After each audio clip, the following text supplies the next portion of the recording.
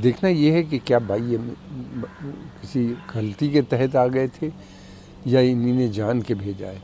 इसलिए कि चाइनीज़ जो हैं इस तरह की हरकतें हम देख रहे हैं कि वो ताइवान में भी कर रहे हैं, दूसरी तरफ भी दूसरे देशों के साथ भी उन्हीं ने इस तरह का किया है।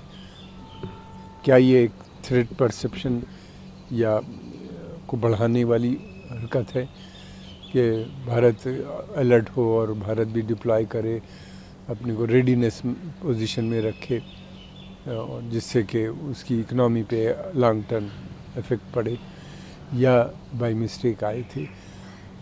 खबर में ये भी आया है कि जब से भारत ने उनको चेतावनी दी है तब से इस तरह की हरकत नहीं हुई। हमारा चाइना के साथ बातचीत का सिलसिला जारी है। मैं समझता हूँ कि इसको बहुत हाई लेवल पे भारत उठाएगा इस मसले को, और हम लोग पूरी तरीके से सक्षम भी हैं डील करने के लिए।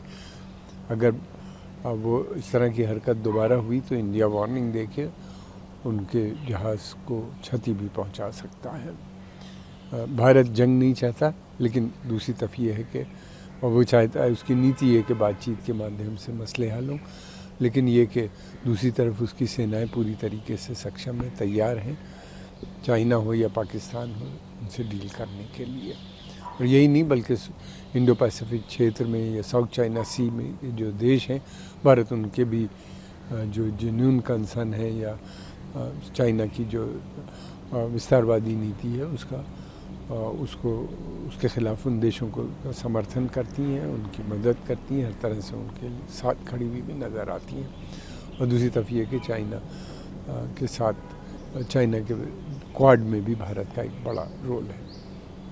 सर, ऐसे में कुछ कदम उठाना चाहिए, केवल वेट एंड वॉच करना चाहिए, या फिर कुछ स्टेप? नहीं, ये तो मिलिट्री और एयरफोर्स वाले तय करेंगे। दूसरी बात ये कि भारत के पास पूरी इस तरह की स्कीम्स हैं। हमारे एयरफोर्स के बेसेस हैं चारों तरफ, एयरपोर्ट्स हैं, सारी चीज़ें हैं, तैयार हैं। हमने देखा जब ये ईस्ट लद्दाख में इन्हीं ने इनकर्शंस किए या वहाँ पे हमारी अंदर आ गए कुछ जगहों पे, तो हमें कोई ज़्यादा समय नहीं लगा था अपनी सेना को डिप्लॉय करने में। तुरंत राजनाथ सिंह जो रक्षा मंत्री हैं और प्रधानमंत्री दोनों ने मिल के वहाँ पर डिप्लॉयमेंट